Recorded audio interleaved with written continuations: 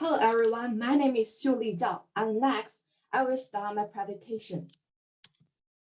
The name of the article I chose is Unequal Social Vulnerability to Hurricane Sandy Flood Exposure.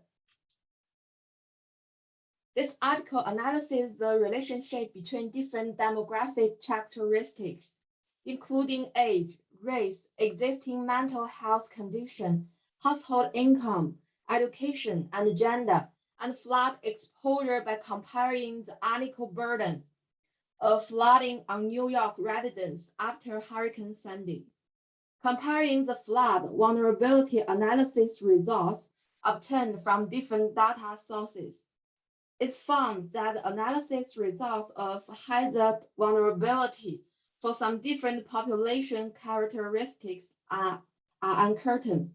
But the flood vulnerability is obviously related to the age and household income. Low-income households are likely to live in more hazardous areas and thus be at greater risk of flooding than higher-income households. In addition, older people are more vulnerable in flood hazards than younger people. Significance. The research in this article demonstrates that the residents with different demographic characteristics have different vulnerabilities to climate hazards. Low-income and elder people are already vulnerable, and the frequency of climate hazards in recent years has made them even poorer. Therefore, this article reminds the government to focus on developing appropriate and effective strategies to protect these vulnerable groups in response to natural disasters. Otherwise, they may bear greater risks, and after disasters, it's more difficult to recover due to unaffordable house repairs, lack of access to medical care, and flood insurance, thus exacerbating their poverty and social inequity. Besides, the article also reminds people and the government of the importance of protecting the environment. In this article, the analysis results obtained by using data from Federal Emergency Management Agency or self-report are the same for the relationship between income and age and flood hazard vulnerability. But the relationship between some other demographic characteristics and flood hazard vulnerability are different and has not been determined, including education, race, existing mental health condition, and so on. I think the main reason for not determining is the sampling deviation of participants. First, the number of participants is only 1,231. This sample data is too small and may lead to incomplete or biased analysis results. Second, the analysis results from FEMA data are more objective, but the analysis results from self-report data are biased. Because most of the participants who participated in the self-report were mostly of lower social economic status, more affected by climate hazards, with more mental health problems, and they received small amounts of tokens as a reward. The main topics of this course include analysis of several disasters, hazard vulnerability, hazard assessment, management, and recovery. When discussing hazard vulnerability, the course doesn't separately analyze in detail the relationship between different demographic characteristics and hazard vulnerability. This article adds to this knowledge and help the reader and the government to better understand the different vulnerabilities of people with different demographic characteristics to disasters.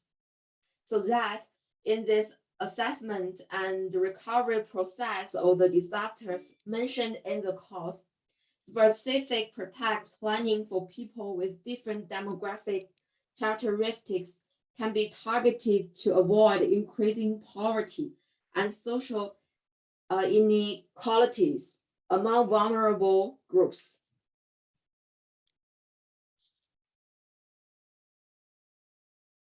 This article has further expanded my understanding of hazard vulnerability by making me understand that people with different demographic characteristics may bear different levels of disaster risk.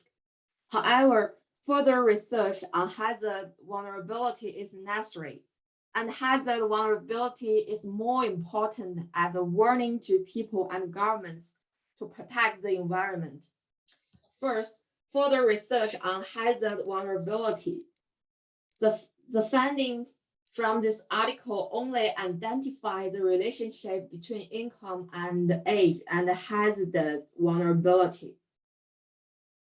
But I think it's necessary to further research whether other factors, including gender, education, culture, race, mental health condition, and so on, are associated with hazard vulnerability, and why these factors reduce the ability of residents to cope with natural disasters and show their recovery after disasters.